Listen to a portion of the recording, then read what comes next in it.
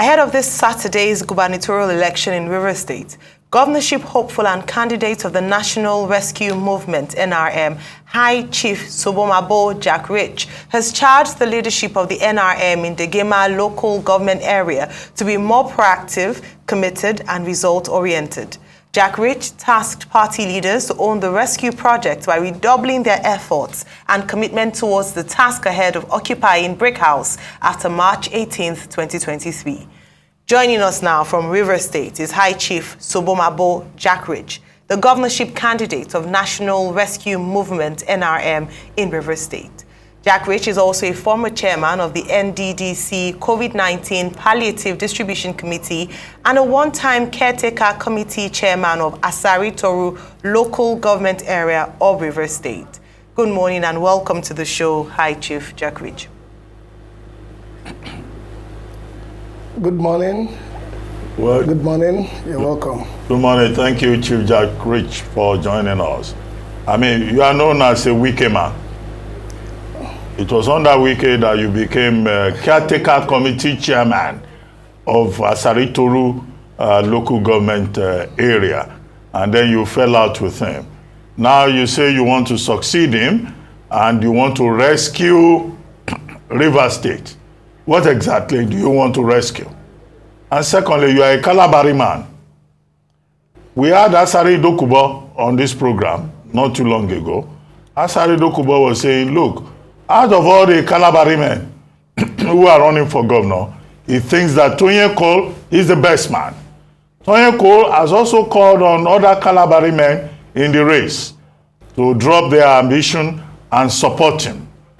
But apparently, you don't want to do that. You've rejected the call from Asari Dokubo, from Tonye Cole, and you think that Governor Nyesom Wike apparently has done a very bad job. But at a point, he was your mentor. What do you say to all of this? Ogabati, thank you very much. First, let me address the issue of me becoming a boy or one of Wiki becoming one of my mentors. Yeah, it is true. He gave me the platform to become. He made me an acting chairman, and to the glory of God, I exercised the best duties I can ever give to the people. Now, moving forward, you know, the interest we have in coming into the field of politics is because we want development for our people, we want employment, we want peace in the entire state. And if these things are not achievable, or if these things, with the manner in which the state government are going about it, they cannot actually achieve this vision. Of course, you know, I stand a chance to sort elsewhere and to see how I can bring about the needed expectations of the people. Now, over the years, our governor has tried his best in trying to see how the state is developed. But for me, who was his very close ally, I remembered 25th of December 2014 when he visited my house in a heavy downpour. You know, he came to my house and then he pleaded with me to support him and to, you know, jettison my agitation of someone from the riverine extraction becoming the governor of Rivers State. And we had so many discussions. He gave me so many promises. But none of them he fulfilled. Everything became scam. But like I said, the governor has done his best, but I know that I have a mission to not just industrialize the state, but also to bring rapid development in the state. But let me first, before I come back to that, let me first address that of my senior comrade, Asari Dokubo, and that of my brother, Pastor Tonye Cole. You see, everybody has a right of his opinion. If Asari Dokubo today decides to endorse Tonye Cole, Dumolulu, or myself, it is best known to him. But I saw that interview sometime, where is it 2 weeks ago when he was in the studio I saw that interview, and then I think, is it Rufai or you Abati was asking a question that what actually, endeared Toyinko to him. Why did he choose to support Toyinko? What exactly are the qualities of Toyinko? And he said something. He said he traveled sometime around 2013 or so to Dubai, to Brazil, and then he met some people, and then he saw a mall, and then somebody said somebody from Nigeria is part of the, the architect of the mall, and that is just the singular thing that has made him to support Toyinko, because he expected our brother Cole to replicate such, edifice, according to him, in Rivers State. Well, for me, I want to say my elder brother Toyinko is good, and then he has done all he could to govern Rivers State. In 2019, I supported him, to win. Unfortunately, he couldn't. I never knew that today the people of the state, the youth especially, will want me to also come out and throw myself in the ring to salvage the situation. I have an antecedent that is traceable. You can verify for yourself. Over the years as a young man, I grew up in the village with the people. I have lived with them even while in the struggle. I have lived with them. I've impacted in the lives of several youths, elders, women, entrepreneurs. I don't know, even scholarships to students. This period I was doing these things 10, 12, 13 years ago. This person, including Asari Dokbo, was never found in the picture. It was not there to even at least try to do something for the people. It was me that at a point the people were rallying around, not because I have so much, but because of my readiness to salvage this, the situation. I will tell you something. If you come to the village, until you live in the village, you know what is happening. When you come to the village, you know that sometimes some people in a month could not raise 1,000 naira for themselves. And then when I saw all this, I find it difficult to go elsewhere to live. I choose to live with them. I choose to stay there with them, so to be able to, touch their lives, so to be able to, assist them the little way I can. So these persons that are coming today to, contest, they are qualified. But the question is, what do you know about the people? What can you talk about them? Do you know what is happening at the waterfront? Have you been with the people? Have you been at the, at the dungeon? Have you stayed there? Have you slept there? These people will tell you that they are born with golden spoon. They have never experienced all that before. But I was born in the dungeon, and I was born in the, in the trenches, and that is why I choose to be with the people, to be able to touch their lives and also encourage them. Now, moving forward, about what I have to do, I have decided that there are some gray areas I see in the course of working with our governor, the executive governor of Rivers State, and of course, being a Rivers man. I noticed that first, the development are economic, are sectional.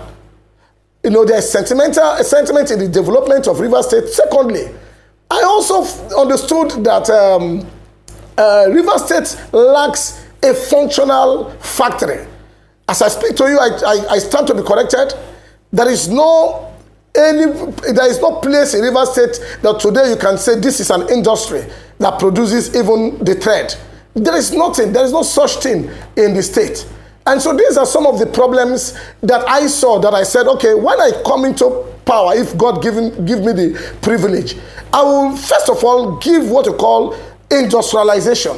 I will industrialize the state so that when there is industries, functional industries, you see that job creation is also eminent. So I will industrialize the state, bring in some kind of industries, looking at the terrain or looking at the peculiarity of the local government, and then, cite an industry. Secondly, I also talked about rapid development. Rapid development. Now, these are something that I knew that, because we are looking at what is happening today in Rivers State is rural-urban migration. Now, we are coming to change that narrative and then make it an urban-rural migration. Right. Because without development, people from the rural areas cannot want to go, to come down to the rural areas. But when you cite projects that, that can, for example, look at Lekki and Ikeja. Some people have been in Lekki for years and they have not been in Ikeja, and they are comfortable. These are some of the ideas we are bringing. We are trying to see how we can urbanize the entire rural areas. And then, okay, Chief, go ahead. Jackrich, let her ask the question, yes, please. I just wanted to come in there. Thank you for explaining some of the things that you're looking to do should you become governor of Rivers State. However, beyond the race, there's some allegations that you said have been made against you by your political detractors.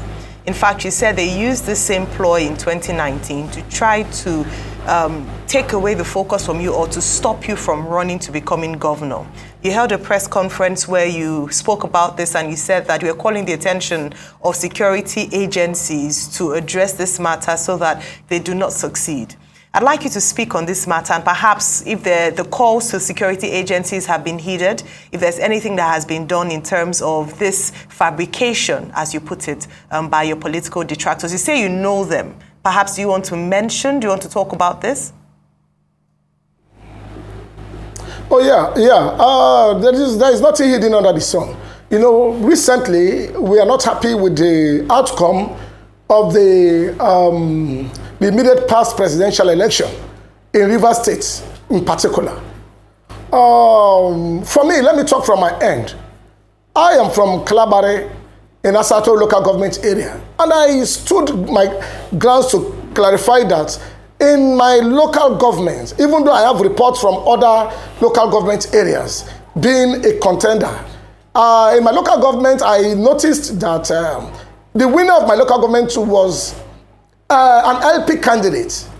Far, better, he won every, majority of the seats in my LGA.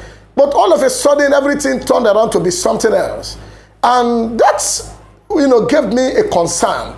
Many people across board are murmuring, are not comfortable with the, with the umpires anymore because we saw an open rigging, conspiracy between the ruling party of the state and the umpires, the Independent National Electoral Commission.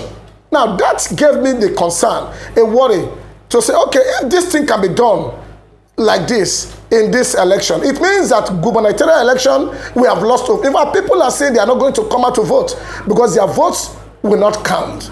Now the question is simple. If their votes will not count and they are not going to come out, it means that only those people who have orchestrated this act and their cohorts will come out to vote. The majority of the people who ordinarily have come for a new River State, for a new Nigeria, has been discouraged. So we choose to come out to address it headlong. That no, we are not happy with what the River State government did with in connivance with the INEC. And that the only way we can move is that the Independent National Electoral Commission could come out to, to tell us that they are going to adhere to the Electoral Act and as well as the guidelines, the electoral guidelines, because it stipulated the ways and manners election should go. And then when you derail from those acts, it means that already it. So now, sorry, let me come in. On rape and also the fact that you say it's fabricated. There's no merit to it, despite the fact that a similar allegation was made in 2019. You say that it is your political detractors who are fabricating. So I want you to speak to that and what the security agencies have done in response to you holding that press conference. What happened is that recently we have been addressing these issues, and then we reminded what the governor in 2015 told INEC. Because we are not Jew people, we are wise people. He told INEC to be careful on how they address their things. And if they are going to come into Rivers State, and when they come into Rivers State, if they are not going to do the right thing, that they will not go alive. And then those are the messages we give back to him and to the INEC, telling them that this message still stands. We are seeing that we have loosed up on them. If they come into the state and they will not do the right thing, they will come and rig again for a particular candidate, then it means that this can be replicated. We are only trying to see how there is peace. Now, along the line, because of the fear, knowing that we have come out to speak, and it means the majority of the youths have already decided that this time election must be counted and things must be done amicably. The governor has, in partnership with some security agents, met and then directed that I should be arrested. In fact, I should be framed up and arrested. So I will not be on ground in the time of the election. And then immediately somebody amongst them informed me reliably and asked me to do anything I have to do to curtail that from happening. Immediately I came on here and then exposed the strategy the person told me they want to use. They want to, I claimed that 2 years ago they said they did that. When I got the ambition, they came out and said, I claimed that I raped a woman and all that, planned with a lady that they will bring to even present, that will claim that I really I raped her. It's exposed and God saved me from that. Now again, they have come with that again. And when the person informed me, I came on immediately, granted a press conference. And immediately, as I speak to you now, the Commissioner of Police have invited me.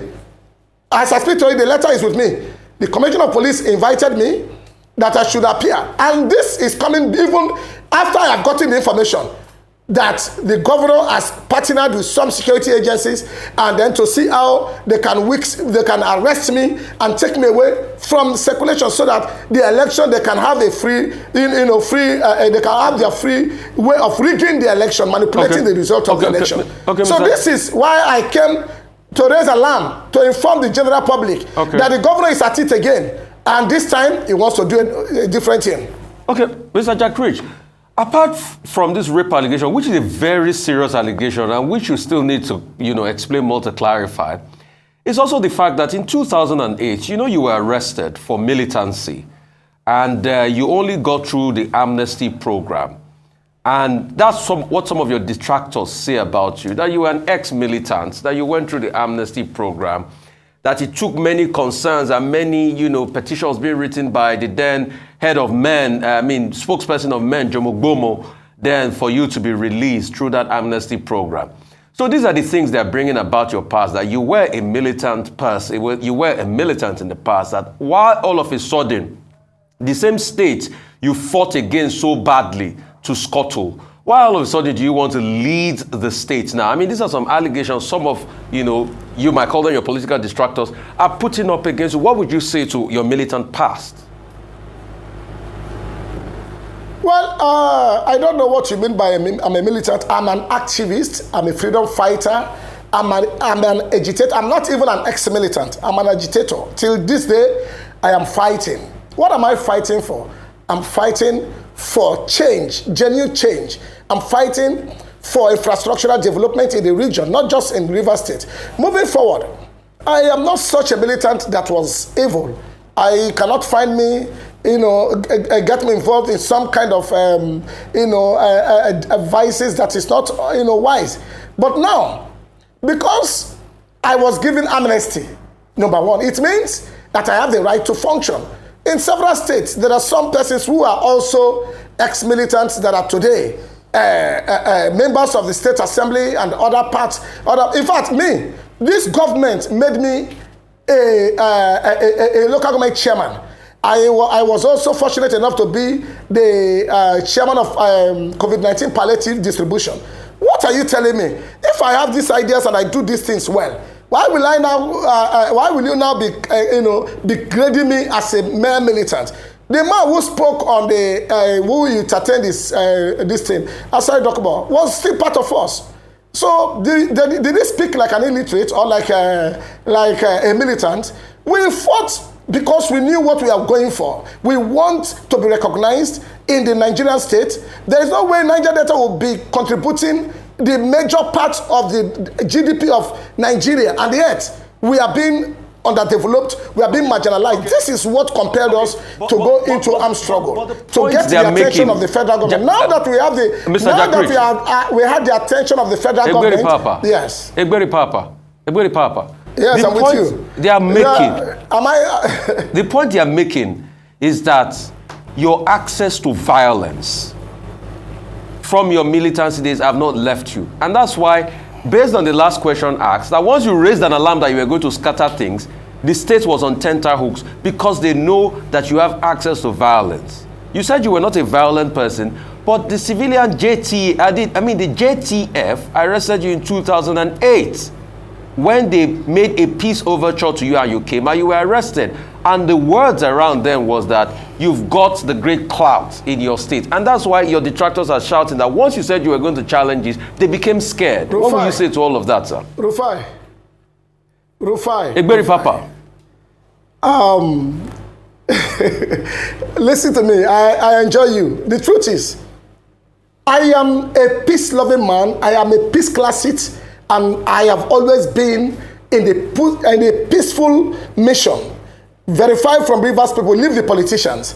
I know that I am a fighter. I was a fighter as at the time when the Nigerian state, we are not ready to integrate the Niger Delta into their developmental plan. Now that these things are done, I am in sync with the leadership of both the state and the government. We only come out to address areas that we have challenges. For example, maybe you don't know, I'm the leader of the Network for Defense of Democracy and Good Governance.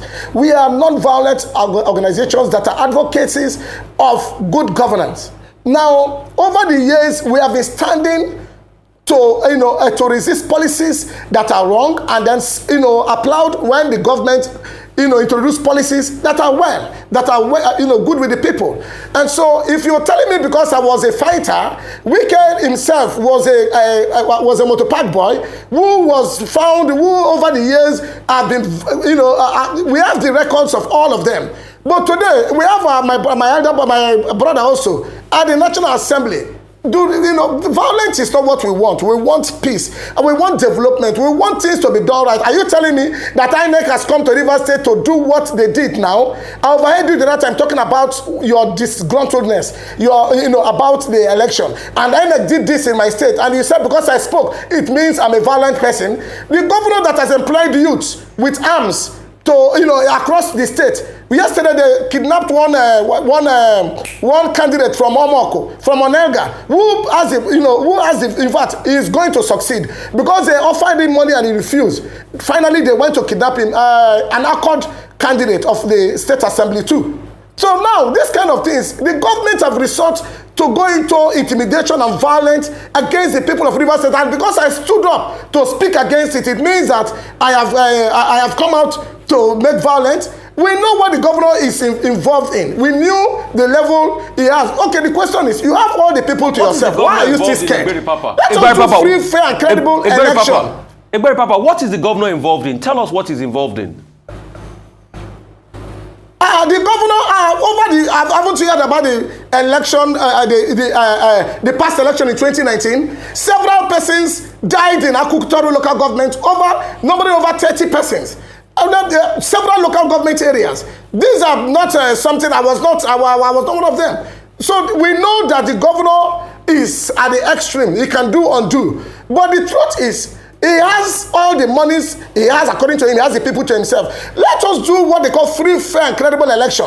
INEC should not rig election for me. They should not rig election for Sim or Toyoko or any other person. Let us go to the wing as an umpire. Make sure you are unbiased and do the right thing. Don't take sides in such a way that people will see transparency. That is the hope of the people. The people are saying they are not going to come out again. We are urging the people to come out, and we are going to protect them as well. Okay, when the conventional security fails, you take you have to look for a way to protect the people to come out and vote. What they are doing is to scare them away so that the people can't come out and vote. Chief, two quick things. You seem to know Governor Nyesom Wike very well. This is the first time I'm hearing that he was a motor-packed out. So if you can give more information in that regard, but specifically, what is it that he has not done in 8 years that you want to rescue? I think, your 5-point agenda. Are you there? My 5-point agenda? Yes, first your 5-point. Let me tell you. Just hold on. Your 5-point agenda, as briefly as possible. What is it that Wike did not do that you want to come and rescue? And how, being a motor-packed out, you think he has been running the state as a motor-packed stout? Because we just got that information now. I didn't have that bit of about his profile before. And then secondly, you were the chairman of the COVID-19 Palliation Distribution Committee in NDDC. Now, NDDC we discussed to no end on this program. That your committee was accused of scamming the people of Rivers State to the tune of about 6.2 billion naira. And your committee refused to go before the Senate. How has that matter been settled? That's 6.2 billion. I'm sure the people of Rivers State would like to know what was done with it, so that your enemies will not think it's the same money you are using to run for governorship election. Thank you, Abati. Let me first of all address that of the 5-point agenda. Over the time, I observe that in Rivers State, we actually lack functional, like I said, industry. So I said, first, I will industrialize the state, and I will introduce what we call mechanized farming in the state, as well as job creation. Now, mechanized farming in the sense that I noticed that most of our mothers and fathers, especially the governor's town, is predominantly farmers. And then he did not even think of how to assist them in such a way that there will be no physical energy expended in their farm, in the course of farming. There was a time I was walking past MOA, and then I was driving past, and I saw some people, carrying farm produce in their head, old women and men. And then you see the miles they travel before getting to their villages. That is why we lack, sufficient food, production in River State. And so I thought it wise. I said, okay, if that is the case, I will, even though I have given them bicycles over the years, I bought new brown bikes for them, but I decided to say, this is another thing I will do.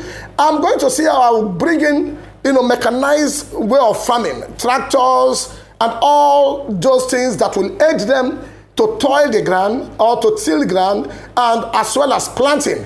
I saw, in China when I traveled, and I noticed that, they farm with ease.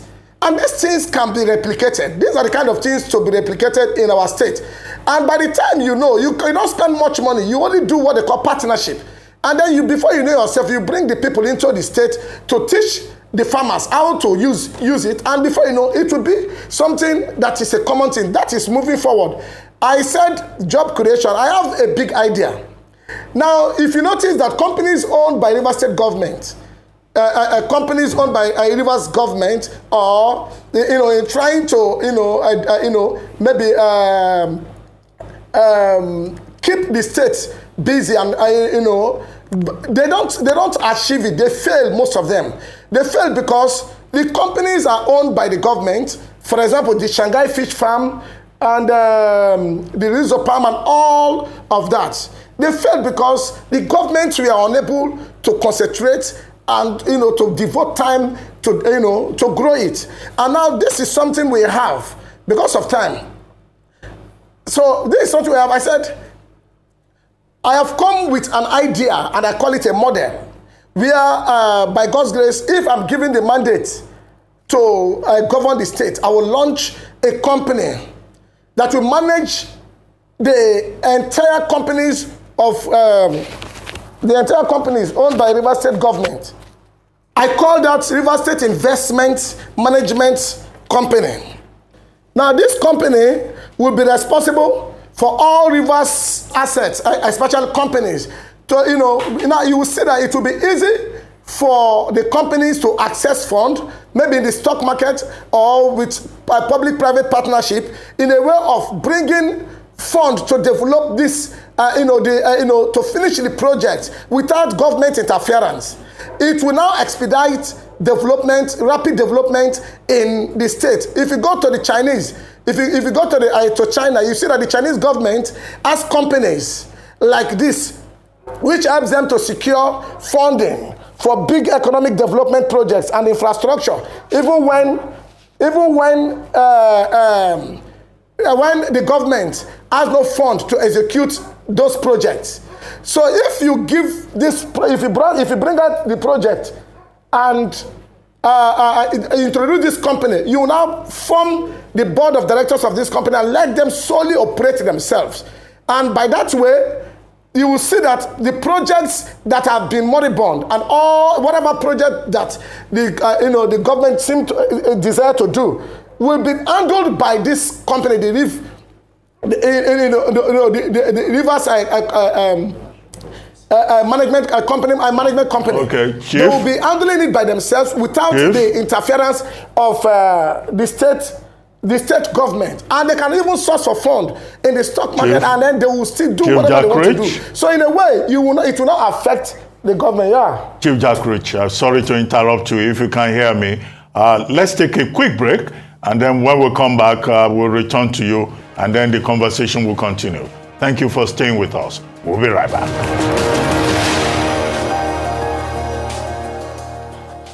Welcome back to the morning show here on the Arise News channel. Our guest is still High Chief Sobomabo Jackrich, the governorship candidate of the National Rescue Movement, NRM, in Rivers State. Well, thank you very much for staying with us, Chief Jackrich. You were taking us through your 5-point agenda. If you could go through the remaining agenda very quickly, and then you address the issue about the 6.2 billion when you were chairman of COVID-19 palliative distribution in NDDC. And I'm still waiting for that story about how Governor Wike was once a motor park tout, because that's a new one on me. Abati, thank you very much. Sorry for the mic misbehavior. Anyway, the thing is, some time ago, I was made the palliative distribution chairman, and at the time of the COVID-19. Now, the case you're talking about, I was the one who actually took the NDDC board to the Senate for them to probe them, because I was brought in because of my kind of life. Of course, I am known to be philanthropic. I tell people it's not about wealth that makes you to be philanthropic. It's about your commitment and your passion. So, because of what I was doing, they approached me. The then board approached me and asked me to solely handle the palliative distribution exercise. And I'm aware about the 6.2 billion naira that was given or awarded by by President Muhammadu Buhari to execute that project. But I was taken to the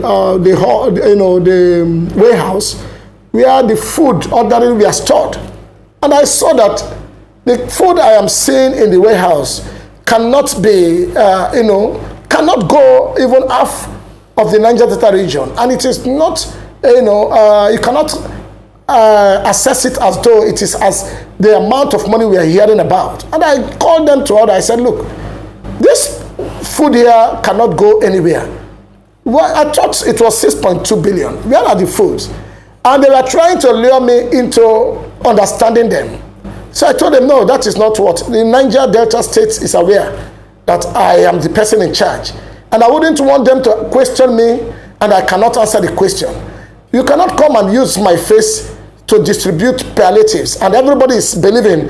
Some people even think that I am the one who purchased the items. Meanwhile, the items have been purchased. In fact, some of them that I saw have been in the warehouse long ago. They are, they are rotten, and nobody can even eat it. So I was trying to correct that, and then they saw me as a problem. They perceived that this guy is not ready to play, in our line. And then the next thing, they went behind. While I am the chairman, they went behind, begin to do things their way. That is where I raised the alarm, and I petitioned the Senate, and then the Senate public petition, Senate Committee on Public Petition, I think so. And then I petitioned them to invite the NDDC. Even though the NDDC failed to appear, whenever they want to appear, they send someone, and they never even came again. At a point, the then MD was declared wanted to point. But he spent money, they are big men, they use their monies to kill the case. So even the Senate refused to call up the case again. I became, almost, how do I put it? I became helpless. And that is why the case died. So there is no time somebody else took them to court or anything. I was the one who personally informed the Senate about the irregularities, about the the areas that I knew that it was a scam. The likes of Cairo, Jobo, and all of them, they are criminals. They are not sincere people. In fact, Senator Akpabi, I learned in one. I wonder why such a person will be winning in his local government. These are the people that were in charge of this. Please don't call anybody criminals on our station, except you are ready to indemnify us. Don't call anybody criminals. Spoonery. Eh? I call nobody criminals, but the actions are criminal. Okay, but please, let's avoid expletives, okay? Yeah, okay. Please go ahead. Okay, thank you. Please go ahead. So, the then supervisor for NDDC, because I was even querying that. How can somebody become a minister of his own ministry? And then you said he is also supervising another agency when he has his own allocation, and then bringing him to supervise so much money that is supposed to develop Nigeria State, sharing the monies without doing the right thing. So at a point I saw that I became the one standing alone while they are jointly fighting and trying to intimidate me. But that is on that aspect of the Nigeria State palliative. I did not take a dime from them. I only did the right thing because of my integrity.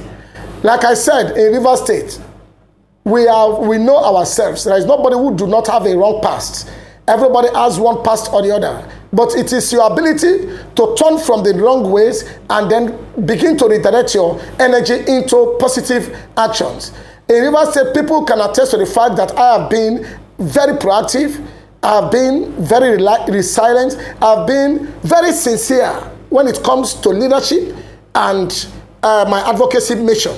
And so nobody can come out, including the government, they cannot come out and indict me. And that is why they are taking the back door and looking for a way to frame me up and use that platform as a way of whisking me away. They don't want me to be seen before even the election. I am ready, I am out. While even working with Wike, while working with Governor Wike, I also tell him things that are not right. You can verify from the party people. I tell him things that are not right. It's not because I disrespect him, but that is my kind of person. I don't deceive. I don't pretend. I only do what is right. I have 0% tolerance for negative or lies or criminality. I am a very sincere person. I don't involve in anything criminal, illegal bunkering. None of them. You can find me. I'm genuine, and so I am ready to serve the state. The youths are my very focus point. The students. Recently, you hear what happened to our students. Over 8,000 students were deprived access to examination hall because of school fees. And then we have a governor who is very cheerful, who is very philanthropic elsewhere. And then our students were lying fallow. They could not get access to examination hall, and then summing the money is not even up to a billion naira. Why is it that our students, after all these years, will be facing such humiliation?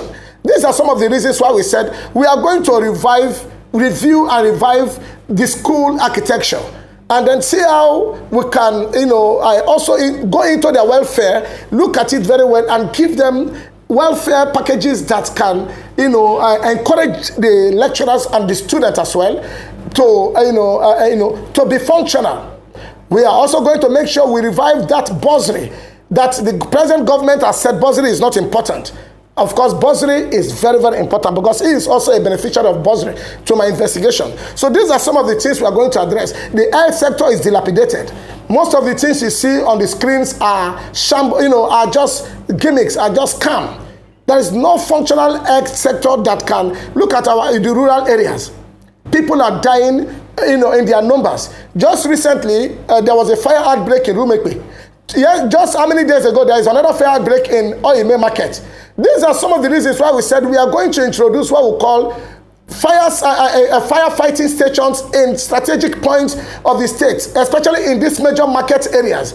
There is no way the government or some cohorts will go about burning the market because they want to score cheap political gain. To go and later say they want to see the market, they want to give them some kind of relief materials or assist them, and then the market in turn begin to support them because they don't have good record. All right. We are going to address all these things if given the mandate. Chief Jackrich, talking about the mandate, it's interesting because I want to understand how you'll be able to play against the big or frontliners in the race towards the seat of governor come the 18th of March. You're going to be facing heavyweights. From the APC, we have Tonya Cole. From the PDP, we have Sim Fubara. From the SDP, we have Magnus Abe. From the Labour Party, there's Beatrice Itubo. And in some states, the NRM, the National Rescue Movement, has seen some, they've collapsed to support other candidates. For instance, in Ebonyi State, in Abia State, they've chosen to go with the PDP. Yesterday in Lagos State, the party here decided to support the APC candidates, Babajide Sanwo-Olu, in terms of the gubernatorial race. What are your chances? What's the strategy to come first from, amongst these heavyweights in Rivers State on Saturday? What's your strategy? First, I believe in first of its kind. First of all, I believe in my antecedents, the record, the things I have done before now in the state. I am known for. Now, secondly, you see, the big names is not what the people want to hear. The people want to hear what you have done in the past. Beatrice Itubo was in my house, in my village, 2 years ago, when she came to consult me to assist her for a protest because of my capacity. At that time, Governor Wike was trying to victimize and intimidate the Labour Congress, the Labour Union, and all that. So if I am not capable, if I don't have the manpower, I don't think she will. I have evidences to prove that. I don't think she will come down all the way from from the state down to my village in Degema. Now, moving forward, talking about big names, it is not about big names. What have the big names done in the past? First, for their people, attaining many positions does not make you qualified to be a governor. Some people have attained so many positions, but go to their immediate constituency, you'll be marveled that there is nothing to show for it. So the people are aware of all this. Somebody who could not use 1 million naira to invest properly, if you give him 10 billion, he cannot do nothing. So these people are aware of these persons that they are all politicians. I am not a good politician. I'm a political rights activist. And that is why I decide to throw myself in the ring. These persons have so many portfolios, yes. Companies, yes. Multinational companies and oil Mongols, yes. But what have you been doing with the little resources that you have been making? Have you been impacting the lives of the people? Or you only come out when there is election? When the time comes for the politics? Recently, everybody, we are running to Awoda West and Awoda East for the flood, going to see them as if they have compassion. But it's not true. They are only going to be relevant so that the people can see them who contributes more. I don't have such money to contribute, but it is on record. But that about 6-7 years ago, I myself have gone to such these areas to impact in their lives without politics. So you see, people will go about looking at your antecedent and looking at the record of what you have done, your willingness to do them, not because when the time comes for politics, you come and speak more grammar to the people, or you come and convince the people, or you bring the best person to write your manifesto, and then your manifesto is good. Do you know what the people want? Have you been with the people? Have you slept even on the street before? I have experienced all that as a young man, and that is why I said my coming out is for them. Those people at the waterfront, those people in the creeks, Those people are the dungeon. Those people, they claim that they are never do well people. Those are the people, because if God can bring me to the level I am today, it means that we can together raise ourselves to the expected end. And that is why I urge everyone in River State, the youths, the elderly, those people who knew my capacity. I was a chairman for Asarato local government very briefly. I stand out. I was the only local government that paid salaries throughout the its inception. So you can verify all these questions, all these information I'm giving you. These people are weather-beaten friends. These people are people who have so much money to themselves, not to the people. And I have the opportunity to bring the people into government, bring government close to the people, and bring massive development in River State without sentiment. Employ the youth, the unemployed youth, bring ideas. I want to also make sure that River State is made a fishing hub in River State, in Nigeria. How? I have said before, I brought my model. I'm going to make sure that I will provide trawlers and then distribute trawlers to the riverine local government areas. And I advise them to go and form cooperatives. These fishermen and women that have been toiling physically, they will not be facing those challenges again, and they will be making harvest without much stress. Okay. On that note, Chief Sobomabo, Jackrich, would like to thank you very much for joining us on the morning show today.